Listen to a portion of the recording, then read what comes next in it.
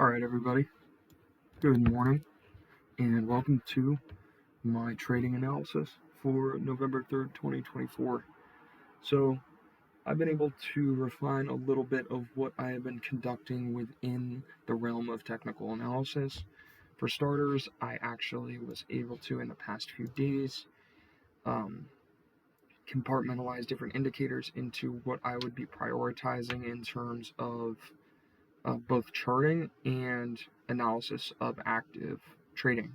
So I guess to introduce people to it, we can go ahead and just go back to this, and I'm going to provide everybody with some indicators that I'm using right now. So we have session volume profile. I'm not going to go into the details and explain all this stuff because if you're watching this, chances are you have a pretty advanced knowledge of what's going on with technical analysis. So session volume profile divides it up into the POC for each given session. I have it on ES1, so we're going to have the basically 1600 to 1500 Eastern Standard Time. So basically the entire session of the futures contract is going to be put on here along with the point of control, and I do have the ability to put the value area high and value area low. I just don't want that because there's already too much on the screen. Following with that, we have smart money concepts, which essentially give you the break of structure and change of character. Also gives and provides more details, but for the sake of simplicity, I'm keeping only what I need. We have fair value gaps from Lux Algo. This provides me with bullish and bearish fair value gaps. If you guys hear that truck, sorry about that. It's loud as hell.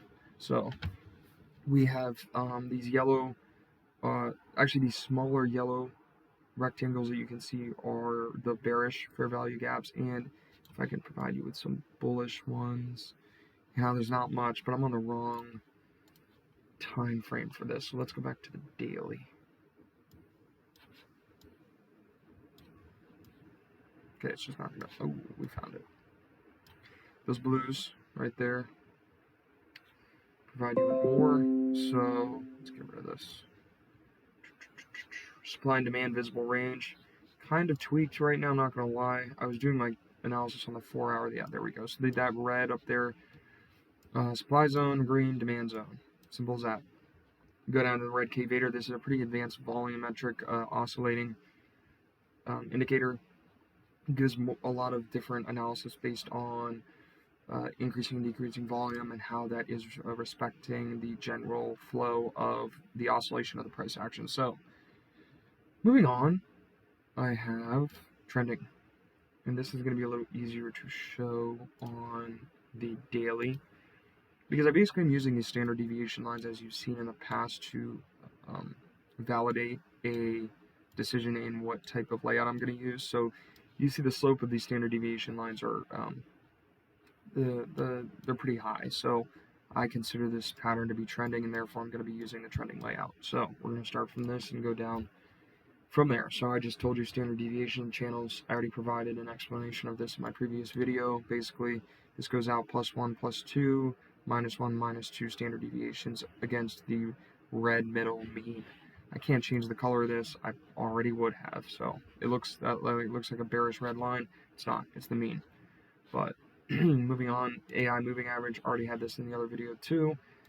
Parabolic SAR, so these essentially give a little bit more insight as to positioning, stop losses, and the general strength of a trend.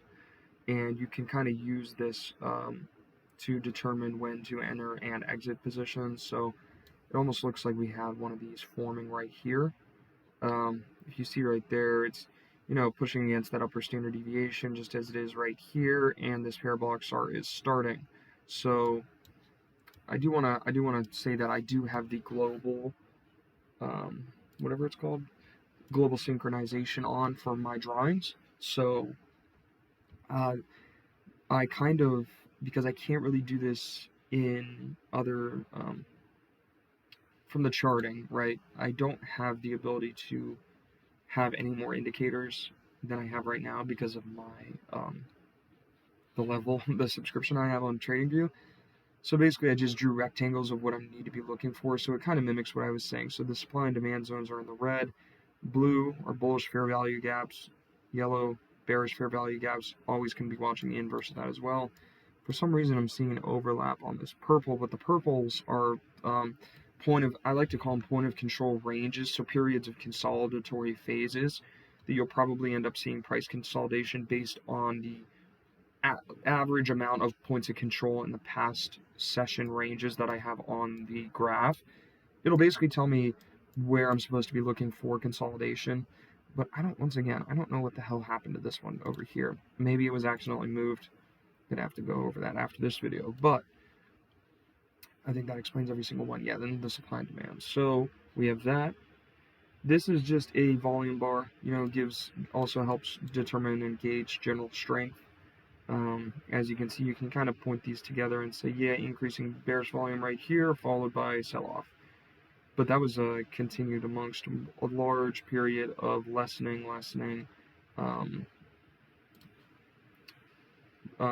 volume right here. So kind of moving downwards. Started to see a little bit of uptick in volume. Boom, immediate red, larger sell-off. And then started to decline. You get the idea. This just kind of helps with determining reversals, as I said. This is an ultimate RSI, so I'm not really a big fan of the RSI, but Lux Algo, once again, he makes really good, very good indicators. This is kind of a MACD RSI, volume-weighted RSI, so it doesn't just take into account general overbought and oversold conditions. It takes into account moving averages and the general direction of the trend to give a more accurate picture of where we are in an overbought or oversold status, instead of just plainly stating if it is overbought or oversold.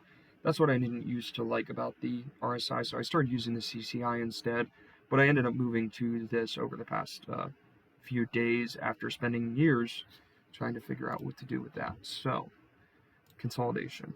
This is the last one. I promise. I'm almost ready to start explaining everything. So, let's start from the top. So an Ichimoku cloud, to these green line, red line, basically determines the strength in volume as it declines in its width and its delta apart. You see a higher chance of a reversal, which is appropriate in consolidatory conditions where you can essentially try to predict pivot points better, and I'll get into that in a second. So you start to see here, ES has been extremely volatile the past few days, but essentially the market breadth of this, for example, large uptrend right here, the gap in the cloud became more pronounced as you start to see more bearish volume come into this and have it start consolidating. The cloud thins. You can see it almost acts as a resistance level right there, holding on that red, I forgot what the lines are called, but let's just call it a red line for this sake. Holds, bounces, ends up hitting this break of market structure, but not observed yet. You would have to see that continuation of bullish volume above for it to be considered a BOS. So eventually you start to see this cloud thin, and as it thins, essentially these resistance and supports become less pronounced and less strong. So you see a break down under the cloud. The thinness, if that's even a word, continues. You see a breakout back up and a confirmed break of structure. That would be a good call for bullish for a long position. So with that said, as I said before, I didn't really touch upon this before, but these yellow dotted lines are breaks of structure that I continued from the charting. And the turquoise, I know they're not perfectly straight. Sorry, whatever. The turquoise are change of character. So, moving on. So we have the standard deviation channel. I tend to keep that in most things that I do. I trade the best using standard deviations. I think it introduces a statistical measurement into trading that statistics rule the world. Let's just be honest here. And if you are in a statistically significant movement that you can effectively counter trend, I think that can help you a lot better with what I'm about to go into, which are Fibonacci retracement pivot points. Now, these are with these pivot highs and pivot lows are right here. In this indicator, if I can go and provide you with this information on here. Hold on. In this indicator, it does provide you with Fibonacci retracement levels, which once again I'm not going to get into in this video, but I basically got rid of all of these retracement levels, and I just kept the pivot points. Once again, I like to maintain as much simplicity on the graph, but have the indicators provide as much detail as possible without overshadowing the price action and its complexity, essentially. So that's why I turned those off. These are great in a consolidatory phase. I think I could probably provide you with a better example on Bitcoin futures. I think that would be better to do, but let me get to that real quick. Okay, this is not really 2 hour.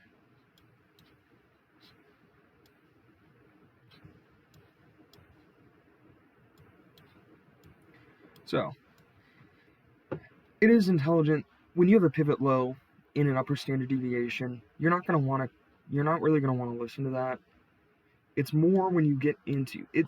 The thing about indicators is it's all about combining multiple into making a more informed decision, right? So when you have a pivot high right there in an upward channel, we're almost to the +2 deviation line, pivot high, +2 deviation line right there. Statistically speaking, the chance of a pullback is larger. Once again, you see that, okay, my eyes are on the lookout for a bearish entry, right?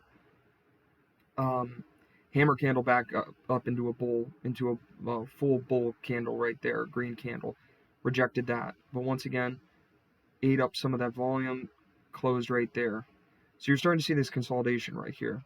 But as we speak, when you go down here, and on the TTM squeeze, which I'll explain in a second, and on the Vader, bullish volume increasing. I'm sorry, bearish volume is increasing, bullish volume is decreasing. So I see that, I'm like, okay, we're losing the strength of the demand at this level. We're in an upper standard deviation. We got to report on the pivot high on the Fibonacci retracement. There's probably going to be a chance of a reversal to the downside in this area. Hold it, hold it, hold it, hold it, hold it. I'd be a little scared with this candle. Is a strong candle bounce. What you could do is trimmed off some of the position at the first for +1 standard deviation. Would have ran you up. Could have been stopped out. I'm just trying to be reasonable here. You would have been break even around this point if you did go in around right here. But rejection back down, boom. Broke that first standard deviation. Red volume flying in. It did squeeze right there on the TTM, which once again I'll get into in a second. Boom, broke the mean. Boom, broke the -1 standard deviation. Pivot low. Sell. You're in a lower standard deviation. Pivot low. It's a reasonable assumption that you see bearish volume decreasing. I wouldn't say go in a long position. I don't like Bitcoin, especially trading. But there you go, long position. Could have shaved a little off right here at the -1. Huge candle up. Boom, huge candle. This is a volatile asset, as you know. So, anyways, I'm just providing you with an example of how my consolidation technicals work. I think they're a little bit more appropriate than my trends, because trends, I don't really tend to like trading off of that moving average and stuff. So I prefer trades in ranges like this that are range bound. They're a little easier to understand. You're right more times than in a general trend, because counter trending is very dangerous and it can ruin your portfolio. So if you're in a trend, word of advice, always go in direction of the trend. My 2 cents. I went over the Vader already. Squeeze, TTM squeeze. So basically, I haven't really looked into this one in particular too much, but generally when you see these green dots, you are not having a large squeeze of volume, which means that buyers and sellers are really pushing each other to make some consensus on price action. As you can see here, green, green, green, green, green. Black, I believe, I'd have to double check, and black and orange are transitionary periods of squeezing, although I can go ahead and do that right now because I think for my sake I need to know this. So this is like a TTM squeeze pro. Now cyan, cayenne, whatever, positive increasing momentum. Blue bars, positive decreasing momentum. So where are the dots? So an orange dot is a high compression of the Bollinger Band on the Kelter channel. Okay, so you got red dots, then black dots. So these all depend on the level of squeezing. So basically, green squeeze is nothing. There's no squeezing going on in terms of the price action. Black means low, orange is mid, red is high squeezing. So you see, these on consolidation periods are good entry points because you see this, like I said earlier, pivot high, +2 standard, lowering bullish, lowering blue bars, so bullish momentum, into squeeze, squeeze, squeeze, squeeze, squeeze. You start to see the bullish volume uptick a little right there. That candle right there is a bearish entry point. Once again, you put all this together, it gives you a better informed decision. That's what I'm here for. Now, what I want to do is, before I end this video, is go into my plan for the following 2 weeks. So let's start with fundamentals. We have a FOMC rate decision on November 7th, 2024. They're saying 25 BPS cut. I think that we're going to probably see that, and I think we're going to continue to see rate cuts into the next year, but that's going to eventually bring back inflation to the point of where we're going to have to increase rates again, causing a larger form correction in the stock markets down to under 5,000 on the S&P. I believe that's going to happen in the next 4 to 5 months. Right now, we're seeing this interest rate decision. I believe we're entering into a risk-off environment here, so there is going to be a lot of continued consolidation around this point. We'll see if we can inverse this fair value gap, this bearish fair value gap right here. It seems like this candle on November 1st from 10 a.m. to 2 a.m. or 2 p.m. almost did, rejected back down. That's what I would consider this graph in general too. We're in a consolidation phase. We're not in a trend.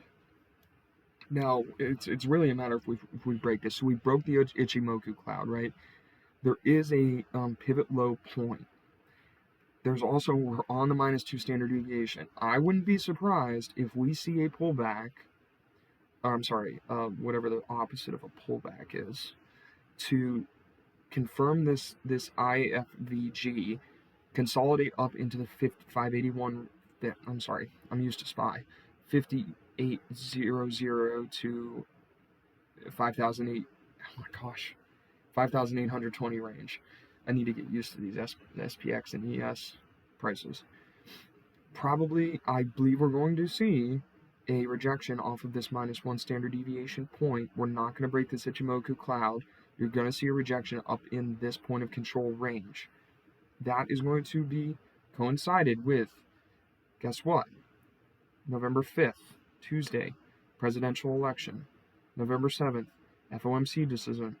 These are massive fundamental news headlines that are going to move the markets massively. We're at neck and neck on the election right now. Whoever wins, that's going to make a very big difference on what happens in federal monetary policy. And I'm not going to give my opinion on that, but it's going to.